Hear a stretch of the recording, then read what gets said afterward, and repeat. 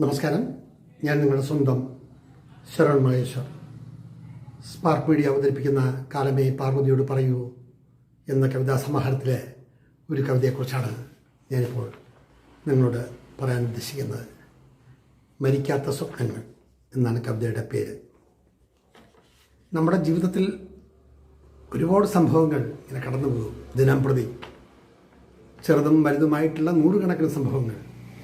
അതിൽ കുറേയെല്ലാം നമ്മൾ മറന്നു പോകും. അത് കാലത്തിൻ്റെ ഒരു വികൃതിയാണ് എന്ന് വേണേൽ പറയാം.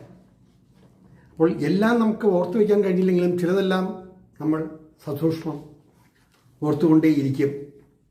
പലപ്പോഴായി, പല വട്ടം, പല രീതിയിൽ.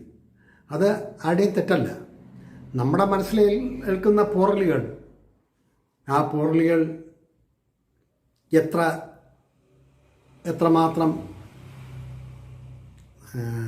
അഗാധമാണ് അല്ലെങ്കിൽ എത്രമാത്രം ചെറുതാണ് എന്നൊന്നും നമുക്ക് പറയുക വയ്യ. പക്ഷെ നമ്മുടെ മനസ്സിൽ കോറിയിട്ട ചിന്തകൾ, അത് എങ്ങനെ നമുക്ക് മറക്കാൻ കഴിയും? അങ്ങനെയുള്ള ഒരുപാട് അനുഭവങ്ങൾ എൻ്റെ മനസ്സിൽ ഉണ്ട്. ഒരാളിനെ എങ്ങനെ വിലയിരുത്തുന്നു, ഒരാളുടെ സൃഷ്ടിയെ എങ്ങനെ നോക്കിക്കാണുന്നു എന്നൊക്കെ നമുക്ക് പറയാവുന്നില്ല. എൻ്റെ ഒരു സുഹൃത്ത് മുഹമ്മദ് എന്നാണ് എൻ്റെ ഓർമ്മ. 25 വർഷം കഴിഞ്ഞിരിക്കുന്നു. അദ്ദേഹം ഇപ്പം നാട്ടിലുണ്ടോ, ജീവിച്ചിരിപ്പുണ്ടോ എന്നൊന്നും എനിക്കറിയില്ല. പക്ഷെ ഞാൻ ഖത്തറിൽ വർക്ക് ചെയ്യുന്ന അവസരത്തിൽ ഈ മുഹമ്മദ് എന്ന് പറയുന്ന ആൾ ഖത്തറിൻ്റെയും സൗദിയുടെയും ബോർഡറിലുള്ള ഒരു കമ്പനിയിലാണ് ജോലി ചെയ്യുക. അപ്പോൾ എന്നും രാത്രി 2:30 മണിക്ക് മുറിയിൽ നിന്നും ഇദ്ദേഹം തിരിക്കും.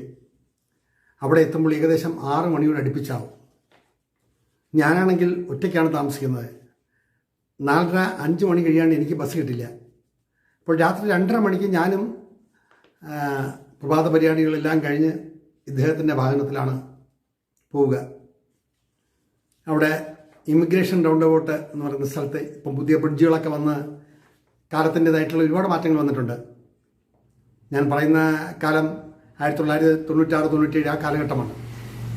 അപ്പോൾ അവിടെയുള്ള ഒരു വലിയ പള്ളിയുടെ നടയിൽ എന്നെ ഇറക്കി വിടും. എന്നിട്ട് ഇദ്ദേഹം അങ്ങ് പോകും.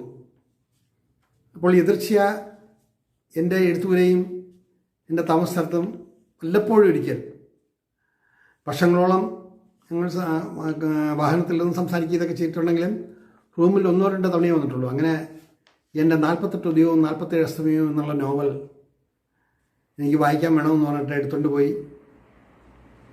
ഒരു 3-4 മാസം കഴിഞ്ഞ് പുസ്തകം തിരിച്ചു തന്നു. കേടുപാടുകളില്ലാതെ തിരികെ കൊണ്ടു തന്നു. അതിനുശേഷം ആഴ്ചകൾ കഴിഞ്ഞിട്ടാണ് ഇദ്ദേഹം അതിലെ ആദ്യ അധ്യായത്തിൻ്റെ പകുതിയോളം ഭാഗം തെറ്റുകൂടാണ്ട് നല്ല ഓർമ്മയോടെ പറഞ്ഞപ്പോൾ ഞാൻ അതിശയിച്ചു പോയി. ഒരു മനുഷ്യന് എത്രമാത്രം ഏകദേശം 10-14 പേജുള്ള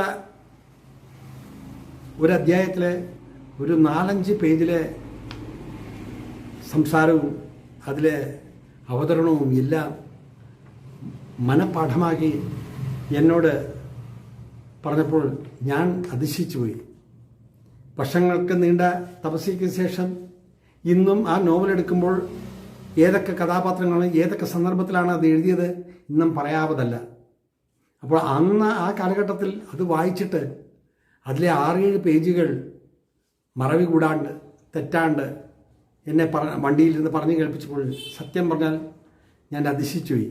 അതൊക്കെ നമ്മുടെ മനസ്സിൽ ഉണ്ടാക്കുന്ന ചലനങ്ങൾ, ഓർമ്മകൾ, അതിൽ നിന്നുണ്ടാകുന്ന അനുഭൂതി വർണ്ണനാതീതമാണ്.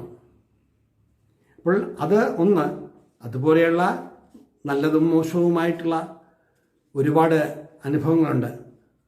ആ അനുഭവങ്ങൾ എത്ര പറഞ്ഞാലും തീരില്ല. കാരണം നമ്മൾ അനുഭവിക്കുന്ന വേദനകൾ സുഖത്തെക്കാളേറെ വേദനകളാണ് അനുഭവിക്കുക. 100 സുഖങ്ങൾ നമുക്കുണ്ടായാൽ 10,000 ദുഃഖങ്ങളാണ് അതിൻ്റെ പിന്നിൽ. അതാണ് ജീവിതം. സുഖദുഃഖ സമ്മിശ്രമാണല്ലോ ജീവിതം എന്ന് പറയുന്നത്. അപ്പോൾ നമ്മൾ എത്ര മുഖങ്ങൾ നമ്മൾ കണ്ടു മറക്കുന്നു, ആരൊക്കെ ഓർമ്മിക്കുന്നു എന്ന് തന്നെ പറയായിക വയ്യ. അപ്പോൾ മനസ്സിനേൽപ്പിക്കുന്ന മുറിവുകളും മനസ്സിലേൽപ്പിക്കുന്ന നല്ല ചിന്തകളും എല്ലാം നമ്മൾ നമ്മുടെ ജീവിതത്തിൽ എപ്പോഴെങ്കിലും നമ്മൾ ഓർത്തുകൊണ്ടേയിരിക്കും.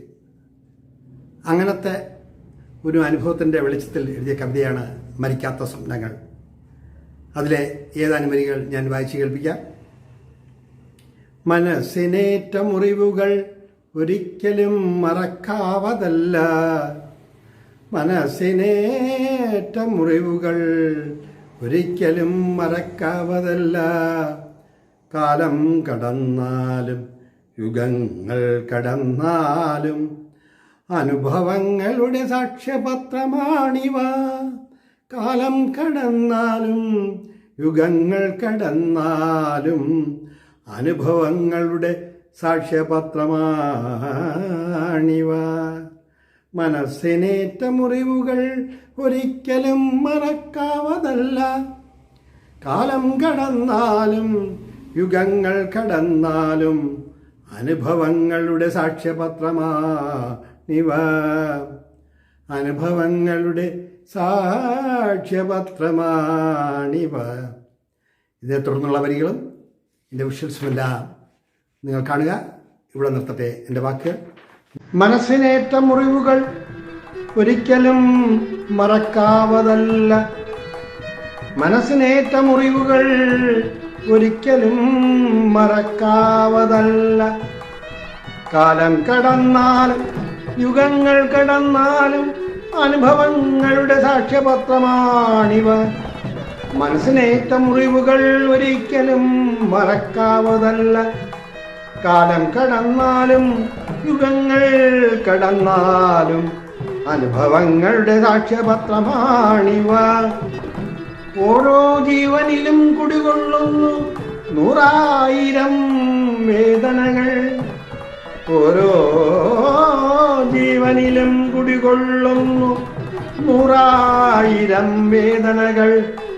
മന്ത്രച്ചരടായി മാറ്റാനാവില്ല ഇതൊന്നും, മന്ത്രച്ചരടായി മാറ്റാനാവില്ല ഇതൊന്നും.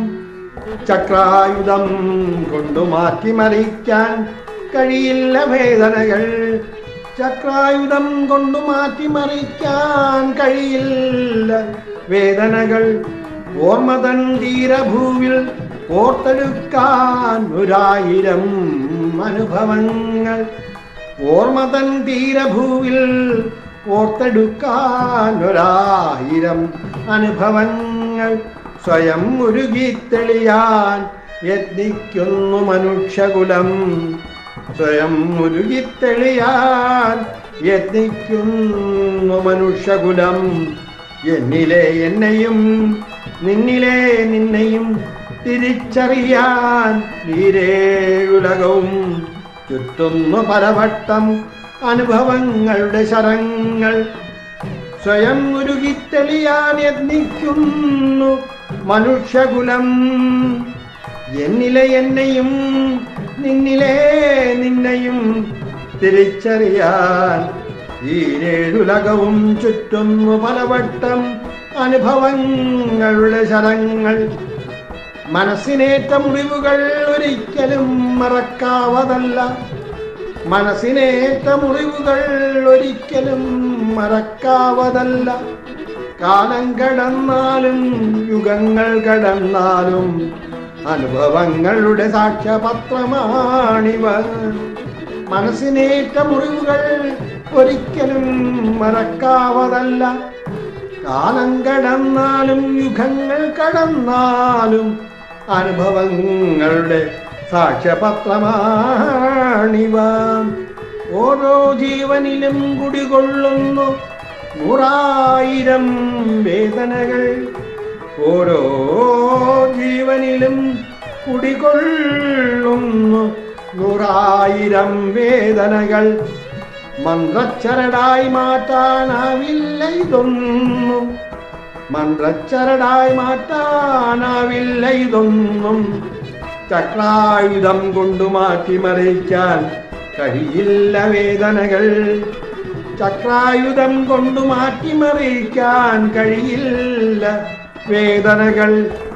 ഓർമ്മതൻ തീരഭൂവിൽ ഓർത്തെടുക്കാൻ 1000 അനുഭവങ്ങൾ, ഓർമ്മതൻ തീരഭൂവിൽ ഓർത്തെടുക്കാൻ 1000 അനുഭവങ്ങൾ.